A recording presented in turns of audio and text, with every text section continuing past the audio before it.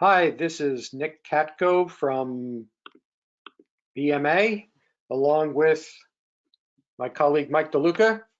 Good morning. And welcome to today's webinar on identifying waste in accounting processes.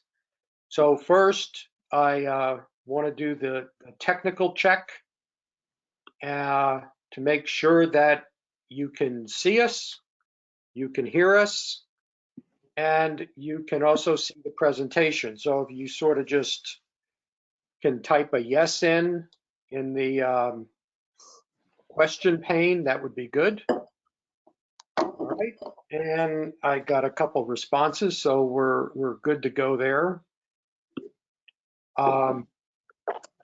So let's just get started. We have a lot of material to cover, and let's get through the administrative part. So if you have any questions, please type them into the question pane, and we'll try to get to them at the end of the webinar. If you want a copy of the presentation, it's in the handout section. You can download it during the webinar. If by some chance you can't do it during the webinar, or if you're watching the recording of the webinar and you'd like to get a copy of the presentation, please send me an email and I'll be glad to forward it along. As usual, our webinars will be recorded. This webinar will be recorded, and tomorrow you will get an email with a link to view the recording, and you are also free to share the link to the recording with as many people as you want. If you are a certified public accountant in the United States and would like to receive continuing education credit, there are 3 requirements. One is for each of the attendance check questions that we will do, please respond positively to that. Be logged into this event for 50 minutes. You have to attend a live event. We also, we can't give out CPE credit for those who are attending via watching the recording. And again, email me a request and I'll get you a certificate. So that takes care of the administrative pieces. So today what we're going to do is continue our Practicing Lean Accounting series. These webinars are based on a new book that Mike and I are in the process of writing, and actually we're to the point of trying to really wrap the book up. This image is really the chapters of the book, where there are foundational practices of understanding value, identifying waste, practicing PDCA, and practicing lean measurement. And those foundational practices are then applied to both improving accounting and lean financial management practices. And the overall goal of practicing lean accounting is to provide lean financial leadership in your company. So last month we talked about value. We're going to talk about waste today, and then we'll show you the remaining schedule at the end of the webinar. So there are 3 learning objectives for you today. Why is it important to be able to identify waste in lean accounting?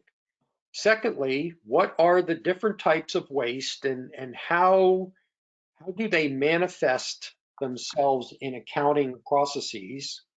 And the third learning objective is what are some simple steps where you can go in your existing processes and actually try to identify some waste. We're going to give you some guidance there at the end of the webinar. So what we want to do today is first understand accounting activities. Then we're going to break down process waste, which goes by the acronym of Downtime. That are the 8 types of waste that are familiar in the lean community. Then we'll give you some application examples of how to identify and tips on maybe, doing some initial removal of waste. Then we'll wrap up and have questions. So first of all, it's important to understand activities from that occur in accounting processes. In a lean organization, you can categorize any process step or any activity within a process step in one of three ways. The activity creates value. So it impacts the company's customers, it impacts the value streams which create value. Accounting has a lot of customers, and internally and externally. And so, what are the steps or the activities which actually the customer expects you to perform to create value for them? Then there's a whole category of non-value added activities, which is everything but the value added activities. But they can be further broken down into necessary activities, which for one reason or another, the activity does not create value, but you can't eliminate it for some reason. Then there are the non-value added activities that are pure waste. It consumes resource time, but creates no value in the eyes of the customer, and oftentimes it's unnecessary. So let's use accounts payable as an example. Your suppliers or whoever receives payment from accounts payable, they only care about one thing. They want an invoice to be paid accurately and on time. So the only step in the accounts payable process that creates any value for the customer of that process is the creation or the processing of the payment, the creation of the payment. But there are a lot of other steps in accounts payable. For example, you receive accounts payable receives an invoice, and that invoice has to be processed. And there are certain steps which the invoice has to go through to get it ready for payment. Well, those are non-value added in the eyes of the customer who receives the payment, but they're necessary because they have to be performed to get the invoice ready. Then you think about the approval process. You have to have some level of approval. That's good company policy. But then the question is, how long does the approval take? What are the levels of approval? Is there unnecessary work there? And the other issue in terms of waste is all the defects and all the correction of the errors. So, this is about looking at activities, work, and processes through what I like to call like a lean lens. A lot of the work that is done in accounting processes are routines considered part of the job. We think if we work in the process, we think, okay, this is something that I have to do. It's something we have to do. So it's important to, again, start looking at the activities differently through a lean view. So where is the waste in accounting processes? Well, it can be anywhere. The input to an accounting process can have some waste in it. For example, an invoice in accounts payable that has some defective information on it that can't be processed. So you can't even start processing the invoice. The entire process step could be wasteful, or the tasks within the process step could be wasteful. Likewise, there's always waiting time between process steps. That's waste. The output of the accounting process could be wrong. You can pay an invoice to a supplier, but it could be incorrect in some form or fashion. Then there's the waste of unevenness and overburden. Unevenness is when the demand on the process is like greater than the capacity. We see this in the monthly cycle of accounting. You receive a great deal of your supplier invoices, right at the end of the month or the beginning of the month, and it creates a burden on accounts payable. It creates, unevenness. Then there's the overburden where your resources, your people, are really worked to death. I mean, think about maybe your accounting process. Do some of the people that are doing the transaction processing, do they come in early to get their work done? Do they stay late to get the work done? Do they work through lunch to get their work done? Those are examples of overburdening the resources. All right, so we're going to do attendance check number 1. So I'm going to open up and I'm going to launch the poll, and please answer the question. I'm going to give you a few minutes, not a few minutes, a few seconds to respond.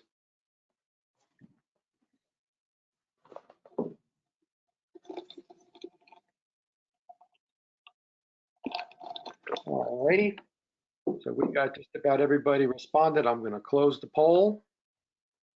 I'm not going to share the results. And we're going to go back to the presentation, and I'm going to turn it over to Mike, where he's going to be talking about downtime.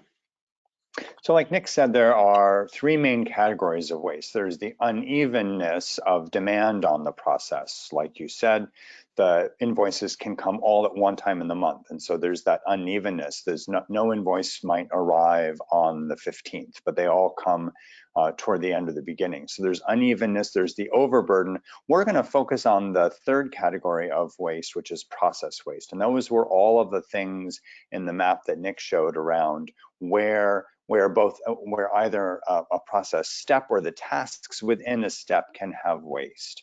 And when we say waste, what we want to be really careful of is 2 things. One, we're considering waste in a very neutral fashion. This is not to say that any individual is being neglectful or wasteful. It is that the process is designed so that the way that we work through it has steps that could work better or could be eliminated.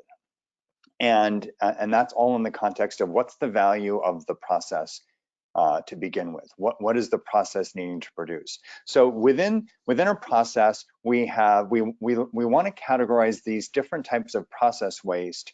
And it's not, for me, it's not an academic exercise. It's an exercise in being able to recognize these in a tangible way, because we become much more in tune to why are we frustrated with our processes, or why are others frustrated with our processes, and why do we as an accounting team even experience overburden? So it's really important to learn these types of process waste, because it really connects the specifics of what's troubling in the process to what can we then do to improve it. So we're going to talk about each of these. I'll go over the acronym really quickly. Defects are missing or incorrect or unuseful information, incomplete information. Overproduction is more than the end customer needs. Waiting obviously is any delay at any point in the process. Neglect of talent is really important, because in a knowledge function such as accounting, we have skills and talents of employees that we may not be putting to their full use. Transportation is the unnecessary movement of information that can be physically or electronically. Inventory, we often think of inventory in a manufacturing environment in terms of what's visible as far as raw materials, work in process, or finished goods. But in knowledge work like accounting, anytime we have a large bolus or batch or backlog of work to do, that shows up as inventory waste and causes other issues. Motion, unnecessary human motion, typically shows up as searching for information, and extra processing is when we have more tasks than are needed to complete a step. So let's go through each of these a little bit more in detail in the context of our work in accounting. The first one, defects. Defects stop an item but not the process. So here's our process where we have an input, like an invoice from a supplier. We have a number of process steps to enter it into the system, get it approved, have appropriate controls, and then process payment, and then that's the output, is the payment to the vendor. Guess what?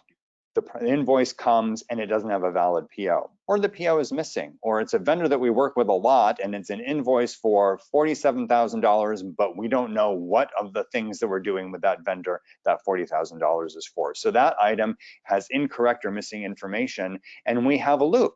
Now we get used to these loops. We are used to a certain proportion of our incoming work not having the right or complete information. And so we naturally, as accounting professionals, will say, oh, we need to fix that. We've got to do some research, and it becomes part of the process. So we want to recognize it as a waste that slows the process down, right? So you can see in the diagram here, okay, well, this is the way we actually experience the process. So if we map this, we might think this is the natural way the process ought to work. I get an invoice, it's missing a PO, the PO is incorrect, there's something else that is incomplete or non-compliant with it. I've got to contact someone internally, I may need to contact the vendor, and I've got a whole bunch of communication loops, and as we've got noted on here, there's waiting waste in between each one of these. So this takes us one step, which could be, and like Nick said, there's waste at the process step level and then at the tasks within them. Each of these steps is slowing us down. We might get an invoice and it could move immediately if it were perfectly correct. It can move immediately through the approval and control steps, but now we've got days potentially of work just to get it complete and correct. So that's, go ahead. Yeah, and you know what's interesting about resolving discrepancies in accounting is, like let's use an invoice in accounts payable in that if the invoice isn't due for 30 days, this process can sort of drag on, and it doesn't, as long as you get it resolved before it has to be processed for payment, it's considered okay. But the quantity of defects adds up, and then typically there's a rush that this invoice has to get paid or this error has to be corrected. Go ahead. Mm-hmm. Yep. Okay. So we'll move on. So we can keep going through these. When we talk about this and we do spend quite a bit of time on defects, the first of the 8 process wastes, because for 2 reasons. One, we encounter it a lot in our work. We encounter this idea of missing or incomplete information in all different types of accounting and finance processes. And the defects lead to many of the other process wastes. So what we want to think about, we'll get into this more in the next webinar when we talk about improving our work in accounting. But what we want to think about is, if we are at the bottom of this quality system where we are experiencing defects, meaning things that we're working with that require these correction loops that we showed on the last simple process flow map, the first thing that we want to do is to start to detect them rapidly and then start to collect some data around them. What are we learning about? Okay, so if I get 1,000 invoices on the 3rd of the month, what proportion of them are basically good to go as soon as I get them? Is it 30% or is it 70%? Of the proportion that are not good to go when I first get them, what proportion of those are related to missing or incorrect PO? What proportion of them are related to, and then we start to categorize what we're learning so that we can begin to move upstream and catch errors before they result in defects. Ultimately, what we want to do is move every one of our inputs and outputs in our processes to minimizing and eliminating rework. And so that's as we move up in this quality system and think about error proofing, that's one of the most significant ways to address this idea of defects, so that we don't just assume that they have to be part of our process. Overproduction. This is more than the customers needed. So if we're producing more than the customers needed, and it's going to consume resource time, there are a number of different informations. We could even stick with AP if we think about the fact that when we produce a payment to a vendor, maybe there's way more documentation with that payment than the vendor actually requires, right? Maybe the way that we process and deliver payment to the vendor has extra information, extra materials. But there are other examples too, in our financial planning functions and our analytical functions in finance and accounting. We may produce reports that are more than the end user needs to inform understanding and decision making, especially as we're talking about internal reports. There may be more information than is needed. We may produce more information than is required by an external partner like an auditor. So anything that we're producing more than the customer needs or delivering it more quickly than the customer needs is overproduction waste. Waiting, we've talked about a lot. We've talked about it in the context of approvals. But let's think about some of our other finance processes and the amount of time that we wait to get payments from customers, the amount of time that we wait to get data in order to inform reports. So if you're an executive in the organization and you wait until the third business week of the month to get your prior month or your prior period performance reports, that's waiting waste. So and that might be because of a number of things that are holding that up. For example, how long does it take to close the books at the end of the month? And that compounds the waiting for the ability to deliver performance reports. So waiting is any delay that interrupts the flow of the process. And it's often invisible, which is really a problem. And it's important to be able to recognize these types of waste that we don't even notice. Go ahead, Nick. Yeah, and the reason waiting in accounting is often is not considered waste is because accounting, you might have to stop working on an item for whatever reason. There's plenty of other items to work on. Okay. Mm-hmm. And sometimes, if you're waiting for information, if it's not coming in, if it's not on time, but not close enough to the due date that you need the information, you sort of let it slack. It's only when you're getting close to I need this information right now that you sort of expedite a way to get the information. And as we go forward, just one more note on waiting, and it actually connects a little bit to this idea of neglect waste, so you can go ahead and go forward. But a last comment on waiting waste is that sure, we have other things we can work on. Oh, I don't have enough information for this invoice. I don't have enough information to populate this customer bill. I can't quite complete this report yet because one of the data downloads didn't complete or doesn't tie. What that means, though, is sure, I've got other work I can be doing, but there is in knowledge work, there's wasted time in task switching.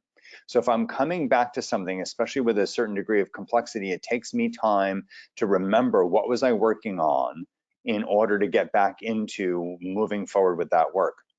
And that connects to some of the ways that we don't make the best use of the skills and capabilities of the staff on the finance team, and that's the neglect waste. Is when we have professionals who are, maybe they have certifications, they have degrees, they have credentials, they've gone to school, and we may have them doing transactional work that doesn't make the highest and best use of their skills and capabilities in support of the organization's success. So neglect waste shows up as, and I did this when I was a finance leader. We did a time study and looked at the proportion of time that was spent on transactional work as opposed to, value added or knowledge based work where the team was actually doing, meaningful research that supported controls or produced reports. And it's significant. It's actually worth doing that kind of a time study. So, and how much do you, like I said, we don't notice the amount of time we spend on things like defect correction because we assume that it's part of the process. So it's really important to notice these. Yeah, I think, one of the other bullet points there is not taking advantage of current technological capabilities. Mm-hmm. I know I've encountered it many times in companies where the accounting team doesn't really know everything that their general ledger system can do or everything that an ERP system can do. Mhm. And and sometimes there are things there that can reduce some transactional work or just make life easier for people by eliminating some tasks. Mhm. The next waste, transportation. Oh, we have you attendance check, sorry. Thanks. No, go right ahead. Okay, so polling question number 2 is the attendance check. All right, so please.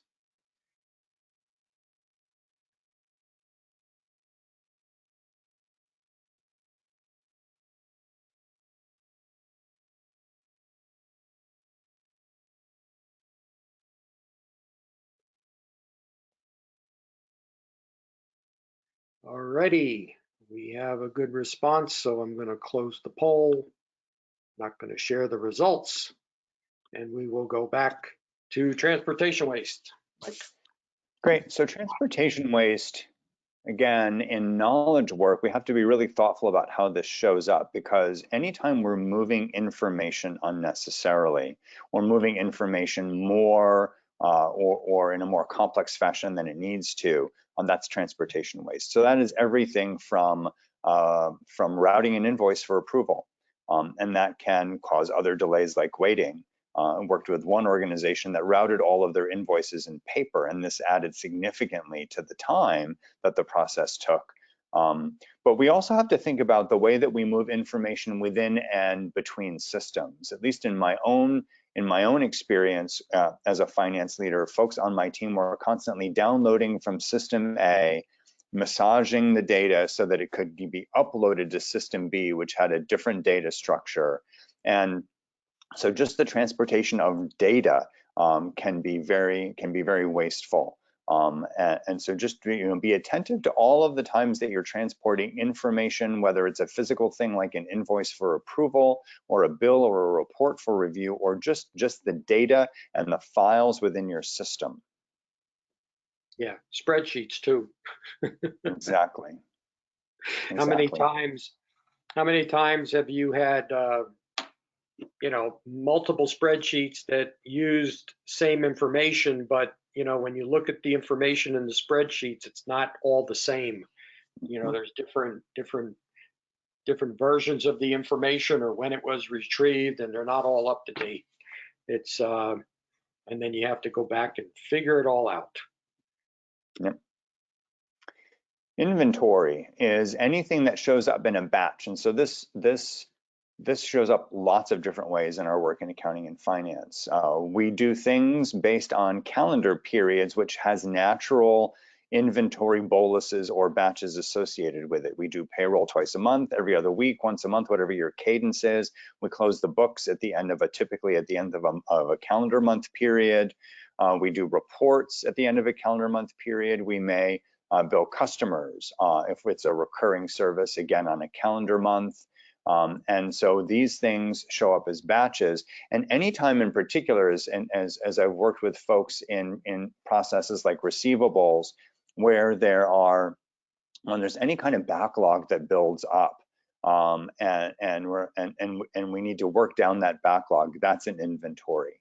Other inventories are the information that we produce. So we talked a little bit about the overproduction waste, but in my own department, and this is in a large organization, the financial planning team produced hundreds of reports every month. Those just went out into folders somewhere for folks potentially to retrieve them or not. We produced a lot of finished goods inventory from the knowledge perspective. And so just be attentive to how inventory shows up both as incoming work and also as work in process or finished goods that you're creating as an accounting and finance team. Yeah, and batch processing, the natural batches that Mike described, your payroll cycle, your paying suppliers, the whole month-end close process, there's a level of work activity that is required to be done within that batch. And if all those activities, if that's the only time those activities can occur, you really have to look at the waste within the activities, because it can reduce the level of effort during the batch. And then the question is, how can you, if the activity does not have to be performed within that cycle, can you move it? Can you perform an activity more frequently rather than just during that processing? So there's a lot of opportunities here, to again start. It's about thinking differently about the work that is getting done.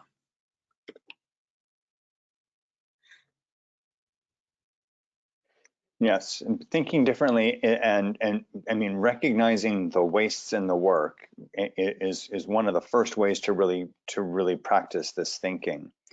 The next waste, motion waste. We talked about transportation, which is the movement of other things, information. The motion waste is when I'm moving myself unnecessarily.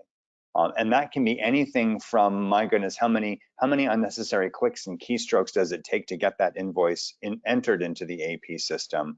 How many clicks or screens does it take to process payroll? So there can be that type of motion waste, but it really often shows up also in our work in accounting and finance in terms of searching for information. So the unnecessary searching for or retrieving of information, which might be, I need to track down that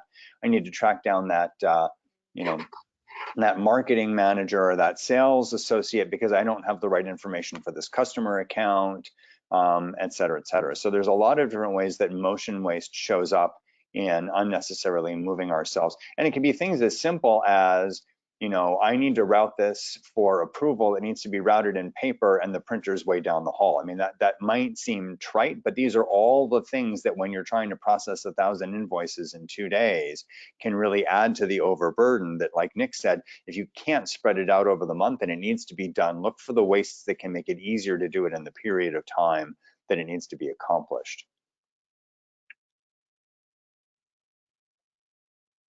And the last of the 8 process wastes is excess processing.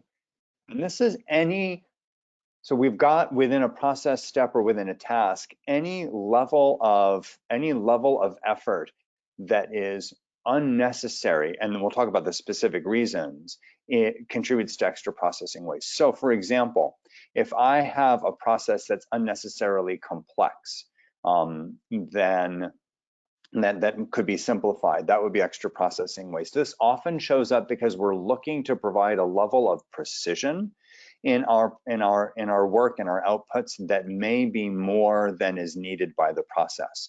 So that could be, let's take, for example, a financial forecast. And you're in a $1 billion organization, and you're forecasting down to the level of detail of, you want a level of accuracy of plus or minus $1,000. I'm being extreme just to make the example.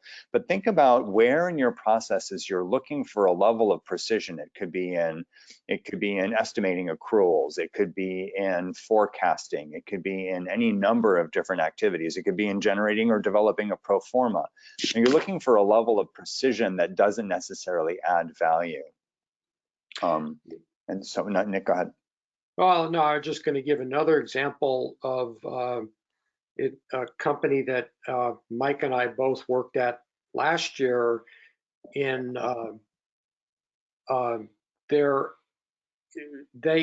had an invoice approval process for accounts payable that I think, for some invoices, there were 4 levels of approval. And this is a large company.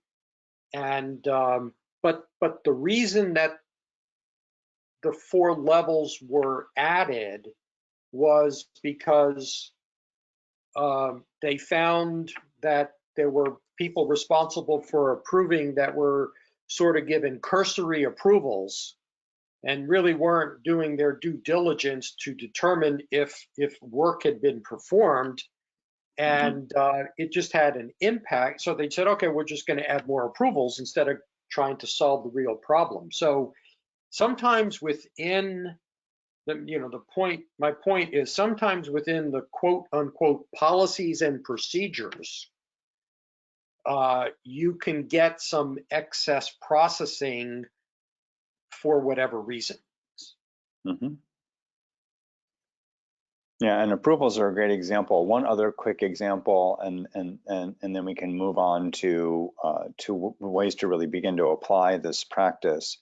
One other quick example is we had, like I said, the team that I led produced a number of recurring reports, and many of them were sourcing the same data, so productivity data, units of service, and in order to generate, cost per unit of service reports. So we had a number of different folks. I had 30 people on my team, a number of different folks sourcing the same data, but each one had their own query that they had to maintain. So if you have folks on your team who are using your data warehouse or your data systems and writing programs in order to source and organize the raw data, we had people, at least 7 different people, maintaining 7 different queries to source this information.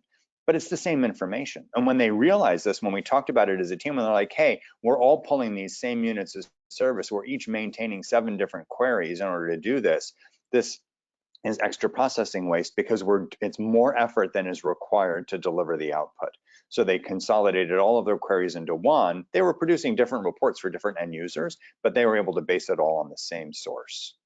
Yeah, and when I was when I worked at Bullard in the 1990s, I didn't start out there as chief financial officer. I was hired because the current CFO was going to be retiring soon. And one of the things that was very, very interesting was our month-end close process. And the senior leaders of the company were very dissatisfied with, why it took so long.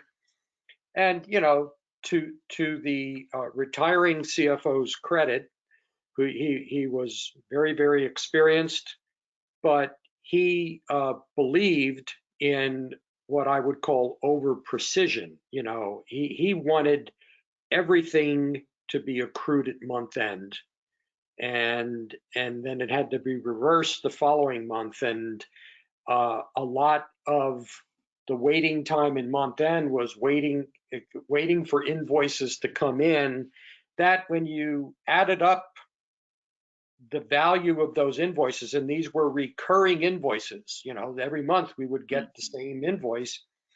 It was not, first of all, the total value of the invoices was not significant or material. And because they were recurring, they were also the difference between month to month was minuscule. And so again, it's just stopping waiting for invoices was just something simple that we were able to do to reduce the month-end close time. Yep, exactly. All right, so let's do the final attendance check. And then what we're going to do is we're going to give you some practical advice. So here's the third attendance check.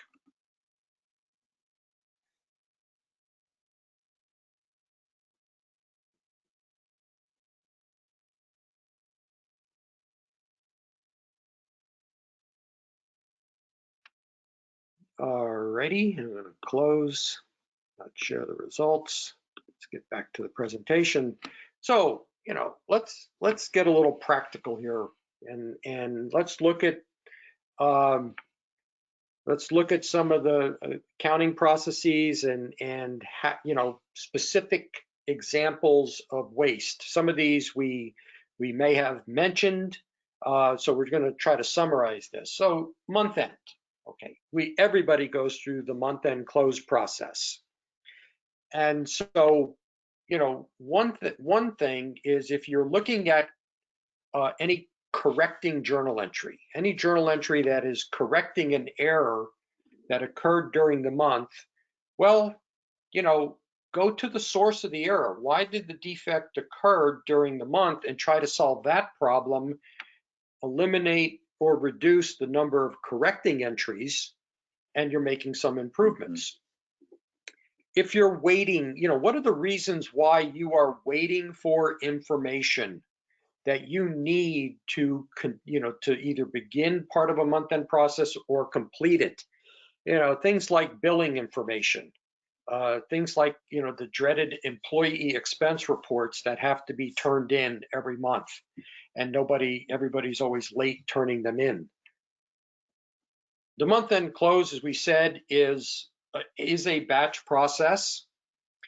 So, you know, if you're performing reconciliations on some major accounts during the month, I'm sorry, if you're performing the reconciliation during month end, and it's a high volume account, you know, why not do a weekly reconciliation? And then that way because the purpose of the reconciliation is to catch problems, issues, and errors.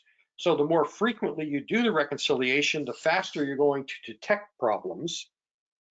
And then at month end, you only have a week or maybe a few days to do.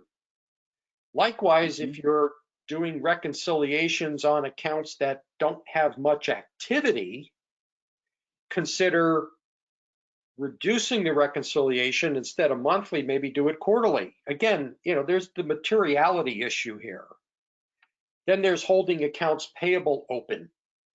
Okay, so we get the invoices in, and that causes a delay. That's a batch. You know, close accounts payable on the last day of the month.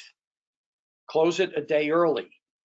Again, a lot of your invoices are going to be recurring, so it's not going to matter. And if you have the exceptional invoice that is material, you can always just do a journal entry for it. Then there's the excess processing. You know, like I mentioned earlier, the unnecessary accruals that are not really material. You know, there's just a whole lot of work in terms of trying to be precise and trying to, you know, comply with reporting requirements. And you know, we're not saying get away from GAAP reporting or get away from accrual accounting, but you know, are you as an accounting function defining it too precisely? You know, are your customers going to really know the difference whether you accrued the utility bill or not? And there are other things, I mean, even as we think about, you know, a lot of the accruals that we did were recurring. We did a lot of estimation initially on month-end accruals and categories of expense where the, you know, we would get the bills lagged. So we wanted to make sure that we were compliant, but we did a lot of analysis estimating them when in reality the amount didn't vary significantly from one month to the next. It wasn't exactly the same. So we moved toward basically a static accrual, and then the more comfortable we were with it, then we would true it up once a quarter, or then we moved to truing it up twice a year. Then we moved to truing it up just once at the end of the year. So we were confident that year-end close was clean, but the month-to-month variation was so immaterial that we eliminated all of that estimation. Your challenge is you notice we only listed 4 of the wastes here, and our challenge to you on the prior slide as we got into this section was to pick a process that you work with frequently and try and identify at least one of each of the 8 process wastes. So, you know, think about other ones. Overproduction shows up a lot in month end, and we'll talk about other examples here as we get into payables. But one team that I worked with in their month end close process produced a number of interim, and actually I think that the organization that we worked with last year, Nick, did as well, a number of interim reports for the CFO to review during the close process. When they actually sat down and mapped the process and talked to the CFO about their requirements, they found out that the CFO wasn't using those interim reports. They didn't need to use these, you know, first day, second day. There was a lot more information produced than was necessary for the process. So go ahead and talk about payables now. Yeah, payables. You know, focus on defects. Okay, I mean, you know, over the years, either working as a CFO or helping companies in improving accounting, there's a tremendous, there seems to be a tremendous amount of defects in the payables process. When you think about the information that is required, if you took an invoice, or if you look at your accounts payable system, and what detailed information needs to match in order for the invoice to keep moving, there's a wide array of information, and if any item is wrong, the process stops. So focus on identifying defects, understanding the source of the defect. The other thing is on defects is establish a standard resolution time. Okay, just don't let the defects stand. What's going to work? 1 day, 2 days, 3 days, something like that, and you have to create a standard way to resolve the defect, not just sort of let people do it the way they want. Think about approvals. If there is a handoff of any invoice that comes in outside of accounts payable that requires an approval, is there a standard approval turnaround time? Mm-hmm. Even the excess processing, since I'm talking about approvals, what about the number of approvals or the actual activities that approvers have to do?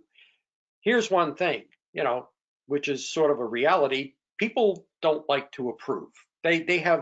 It's not always a high priority for them. They're managers and they have other high priority things to work on. And so if the process is burdensome, Mm-hmm. they tend to have I'll put it off, or I'll do the cursory approval where I'm just going to sign and not really look at the detail. So look at those things. Also look at could you level load the work?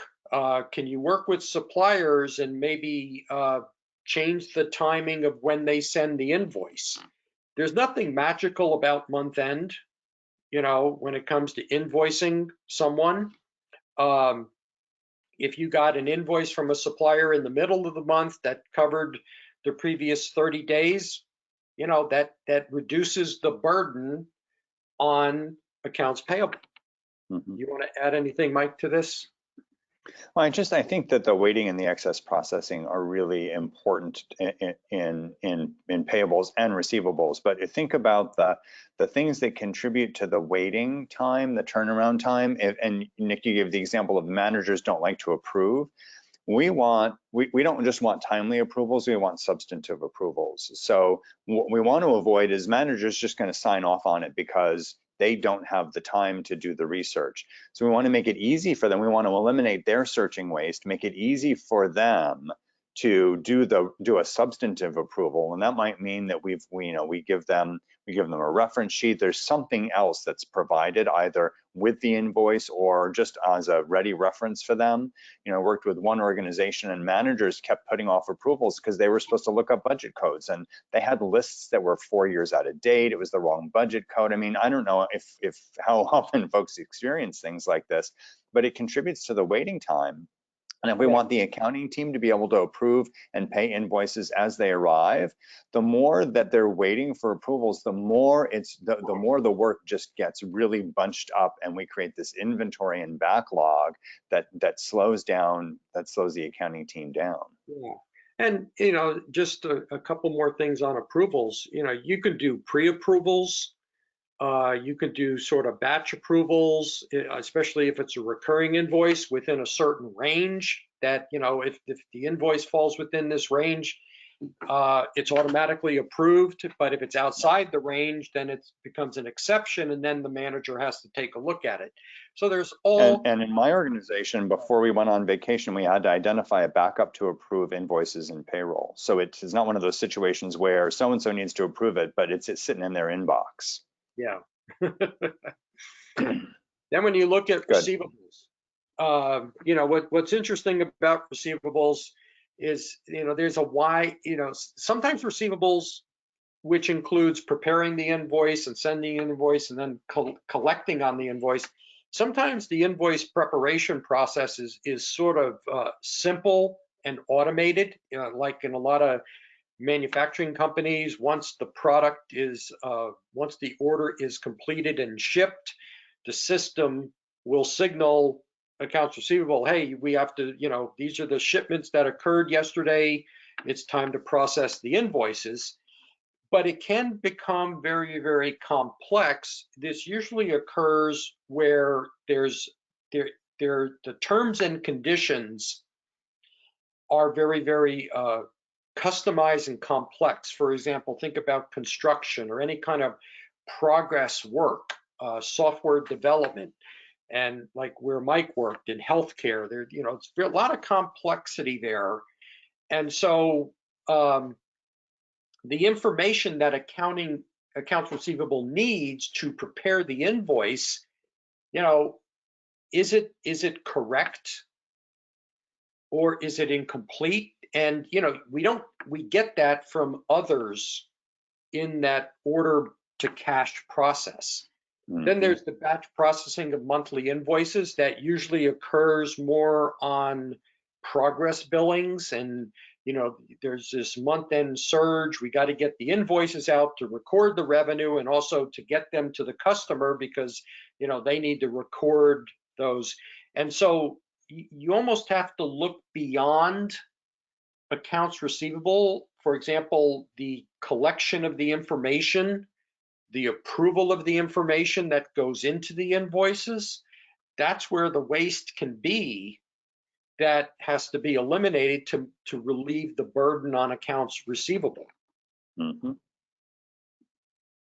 All right. Anything else there, Mike? No, I mean, you're right. The required information to produce the invoice, but also to apply payment once we get the payment from the customer. Both of those are really challenging. Yeah. How many times have you in accounts receivable, you apply the payment to whatever invoice? You might not even have the information, so you sort of take a guess. Well, I think they're paying the oldest invoice first, and then when the customer maybe gets a notice that an invoice is past due, they call accounts receivable and they say, no, I paid that invoice. Mm-hmm. And then it's like, well, it's sort of like, oh no, we paid this invoice, but accounts receivable applied it in a different way.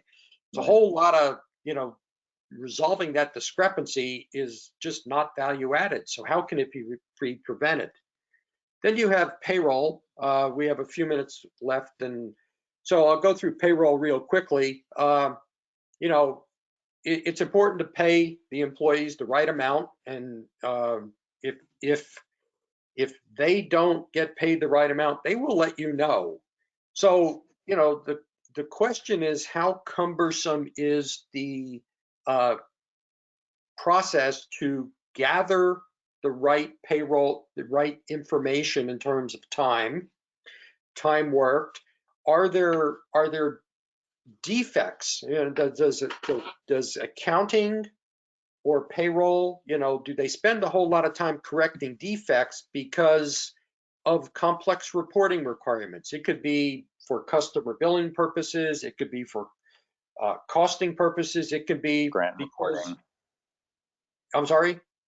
Grant reporting, yeah. Grant reporting. It could be because all of the different pay codes that you have and all the different payroll levels that you have. So if you're moving time around to get it right, what's required? Why is it required? And what can be simplified or what can be eliminated? And then when you get down to time tracking and reporting, it's sort of like approvals. Employees don't like to track their time, and there's always room for error. Just even if it's swiping cards or scanning in cards as opposed to like timesheets or time clocks, employees make mistakes. It's going to happen. So what's the minimum level of time tracking that is required to pay the employee the right amount to pay? And then if you have other reasons for time tracking, you really have to look at them. Right. And how do we make it easy for them to get it right? I worked with one organization that needed employees to build a project codes. It was construction. When the pick list for project codes was 200 codes long, when they really were only supposed to choose among 3. Yeah. So just to wrap things up, understanding waste is about changing your thinking. Okay, if you start thinking differently about the work activities, the process steps, and if you sort of, take that neutral position as opposed to, well, we've always done this activity, so we have to keep doing it, and sort of ask why. What's the purpose of the activity? Why is this being performed? Is this creating value for the customers of the process? Or is it just necessary? Is it something that we do because we have to do it in processing an invoice or in creating an invoice or in processing payroll or month-end close? Or, can we just stop doing it? Or can we do it differently or better? So, this is not a mechanical bureaucratic process. This is not, it's not about trying to find the silver bullet and, oh, this is a big source of, we got to find the biggest source of waste first and eliminate it, and life is going to be better. First of all, it's a continual process. Waste never goes away. Okay, and that's why when we talk about improvement, we call it continuous improvement, because we're always trying to eliminate the waste. Start simple, find the easy things, and just stop doing them, or make changes to the way an activity is performed, and just take a little bit of time out. Okay, we don't, it's sort of like, in baseball, we're not just going up to bat trying to hit home runs. What we're trying to do is, get on base and move runners around and score runs. So the smaller that you start and understanding the little bit of waste, you're going to learn. That's the idea. That's why we left you with this challenge of pick a process that you work with frequently, or that your team does very frequently, or is a bulk of their time, and challenge yourselves to identify, again, in a non-blameful way, at least one example of every one of these wastes. And like Nick said, you're bound to find at least 1 or 2 of those things that you could address right away. Yeah, and so actually, I want to add. There's one question that. There's 2 questions. I want to get to one of them. And it's a good question that always comes up when you talk about improving an accounting process. How does segregation of duties factor into understanding activities and processes? Because the participant says, sometimes waste is necessary to achieve stronger internal controls. Yes, we're not advocating getting away from good, sound internal controls. We don't want to. Part of accounting's responsibility is the fiduciary responsibility of managing the company's resources. So it's about a balance. What's the internal control? Why is it needed? And how can it be performed in the leanest way possible? If you have a segregation of duty, which is a handoff, which is necessary to prevent fraud, that's good. The question is, how do you do the handoff? And then one more question, is there any benchmark of a level of precision in accounting? That comes from our friend Murat in Russia.